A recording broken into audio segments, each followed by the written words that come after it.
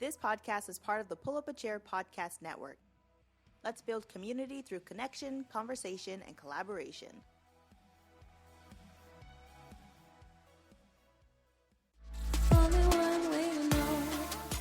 Hey, I'm Ryan. And I'm V. And you're listening to Cringe With Me, the podcast where we dig up the cringiest articles, questions, and tidbits of human culture to review with you, our listeners, so you too can cringe with me. I'm hypocritical, but at least I know we could be beautiful or maybe terrible.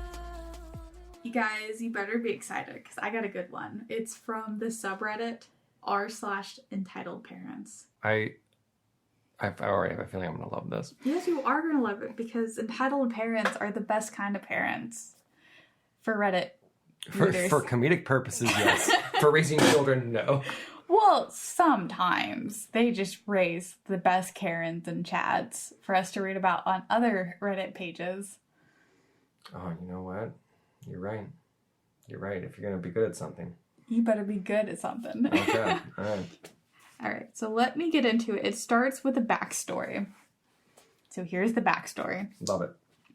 I have struggled with an eating disorder for as long as I can remember, and it started when I was 10 and told my parents I thought I was fat. In parentheses, I wasn't. They agreed and happily put me on the Atkins diet. A 10-year-old? 10-year-old. Okay, and if I remember correctly, the Atkins diet is basically keto, right? It's more or less keto with a few exceptions. Okay, cool. From my understanding from the 2 days I tried it. All right, yeah. Continue. All right, on to the main story. For 8 years, they tracked my food. I had to write everything I ate down in a notebook in the living room that they would peruse at their discretion. Because of that, I have suffered from serious malnutrition that led to epilepsy, thyroid problems. It's been extremely traumatic, obviously, and a lot of work for me to get better. And of course, I have binging issues, so my weight is higher than ever. Cut to yesterday.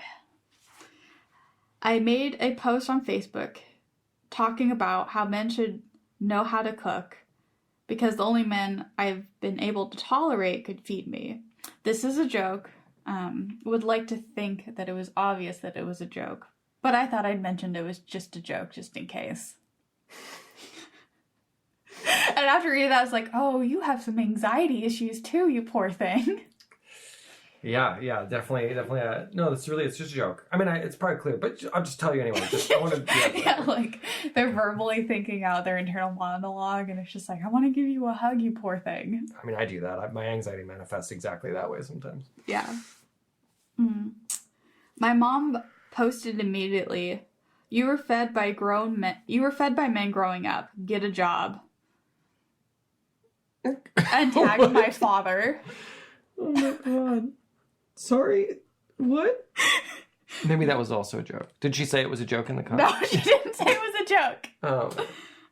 The mom doesn't have anxiety. My father, who pointed to my ass and said it was getting fatter, who told me he could hear my grunting because of my fat body when I was underweight, who laughed at me pulling up my pants over my gut when I sat down, and my mother who forced me to strip naked in front of her every morning and get on the scale.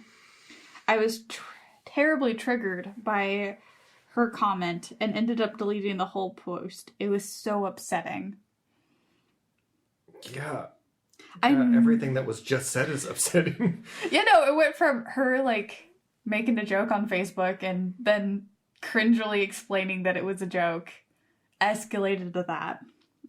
I was terribly triggered by her comment and ended up deleting the whole post. It was so upsetting. I know I should cut them off. Their abuse is limitless, but it's hard to. And the worst part of it is they think they are so fucking great, and I'm just their awful daughter who doesn't love them like I should. I'm not sure why I'm posting this other to vent. Just let me know if I'm an asshole. Let me know if they're entitled. Let me know if I'm overthinking it. Oh, man. Oh, poor little OP. Like, sometimes I read these and I'm like, oh, that sucks. I just want to give this poor child a hug. Yeah, this is brutal. So, like, it's one thing if you go to your parents and you're like, hey, I feel like I'm overweight and I feel like I want to lose weight. I don't think it's insane for a parent to be like, oh, if you feel like you don't like how your body is and you're not pushing yourself into unhealthiness, then, like, yeah, you could help, right? Like, you could try to help prepare different meals and, like, you know, if you wanted to help them accomplish their goal, cool. But if a 10-year-old comes to you and is like, I think I'm overweight, and they're not overweight, yeah, your response should probably be something more like, yeah, no, you're okay, you're healthy. Let's see if maybe you want to eat healthier or want to do something like else to. Yeah. There's so many ways this could be handled. But see, that is not stripping them naked and making them stand on a scale in front of you and then log all their food to the point where it's like, awful. Ugh. See, and then if she ever does get like to the point of obesity, she does need to lose weight for medical reasons. It's now going to be extra mentally more difficult. Yeah. For OP. Because, you know, there are certain points where losing weight is important, and especially if you have an eating disorder that turns into binging. Sure, absolutely. You're going to get obese. You're going to turn into Tammy Shallot from the 1,000-Pound Sisters. Yeah.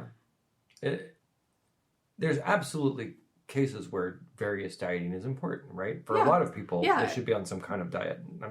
Diet is a trigger word for some people, but, you know, when I say diet, I mean it in the general term of, like, paying attention to what you eat and monitoring things like calorie intake and nutrition. Yeah, right? Like that shouldn't be a triggering thing, but they turned it into a triggering thing. And it's like if she ever or he ever needs to do that for themselves, they won't be able to do it healthy. Yeah. The parents are definitely entitled and definitely stepped over more than a few boundaries with how they handled this. It is pretty cringy behavior. Yeah, like it's just the worst. All right. And then, you know, all the comments are like, oh, just block them. Food isn't that big of a deal. And it's like, that will follow the OP for the rest of their life. Do we know how old they are? Well, so they started on their diet when they were 10. Mm-hmm. And for the last 8 years, they've been logging their food publicly for their they're parents. 18. Yeah, they're 18. Because the comment... You've been cooked by men all your life. Get a job. I'm like, that's pretty savage. Where did that come from? And I'm like, is this person like, are they calling them a deadbeat in addition to calling them fat? Like, what is happening here? Yeah, we'll see. Then also the comment at the end about how their parents think, or her parents think that she doesn't love them the way that she should. It's like, wow, okay, so the parents like have a lot going on, and it's awful because. Like, getting eating disorders when you're young fucks up. Because you don't know where your body's going to be in 10 years. You might need this, and now you can't do that. Mm-hmm. So it's going to be more difficult. Yeah. I'm just fascinated that they recommended this 10-year-old go on the Atkins diet. Because I'm like, keto is a powerful dieting tool. A lot of people have a lot of success with it. But I don't know that it's ideal for 10-year-olds. Well, when you're growing, you need a variety of nutrients. Yeah. Well, I don't think that like keto or I don't know about the Atkins diet. I'm just going to use keto as my frame of reference because I feel like they're similar. Well, Atkins, you buy your food from them. Oh, I thought the Atkins diet was one of those ones where you cut out sugar because it was the one. Well, you do cut out sugar, and there's as you're transitioning out, you make your own meals and you cook very keto friendly. Okay. But with a lot of diets like this one, and veganism and vegetarianism and certain types of, it's easy for you not to get your nutrients if you're not being cautious of what you eat. Because there's a lot of food options out there that are lacking in certain things. Got it. That are perfectly fine for that, and you should definitely eat them. But it's harder for you to cover all your bases. Okay.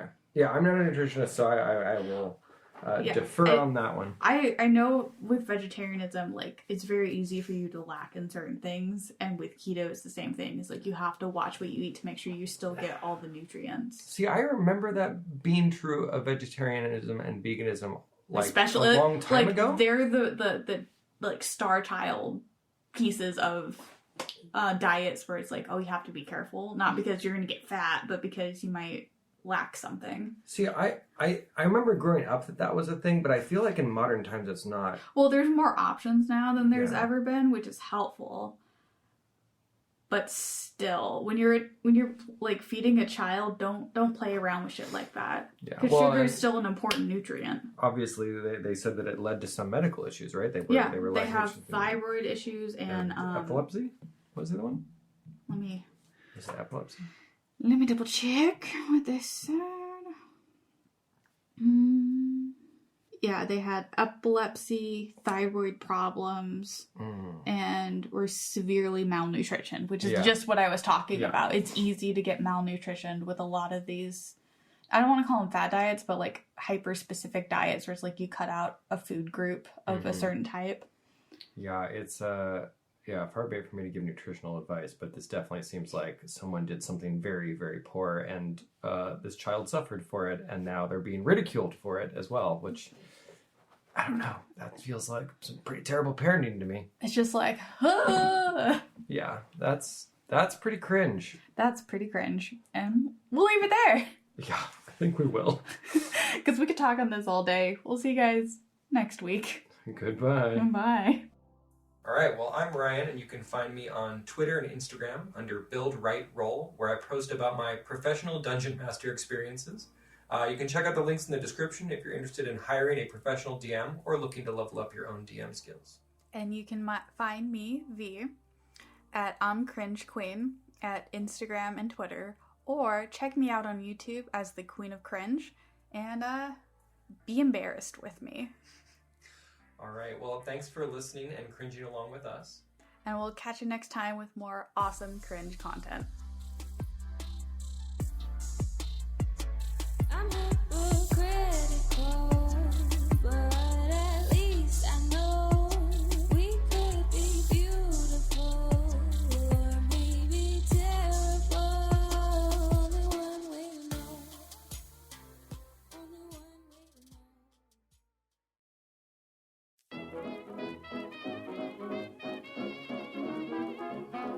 Hello, I am Patrick, And I'm Andrew.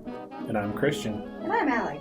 and we are Rad Theater, a podcast where a bunch of friends play role-playing games and share a single brain cell, and the GM doesn't always have it. Oh, and it's theater spelled the correct way, Theatre.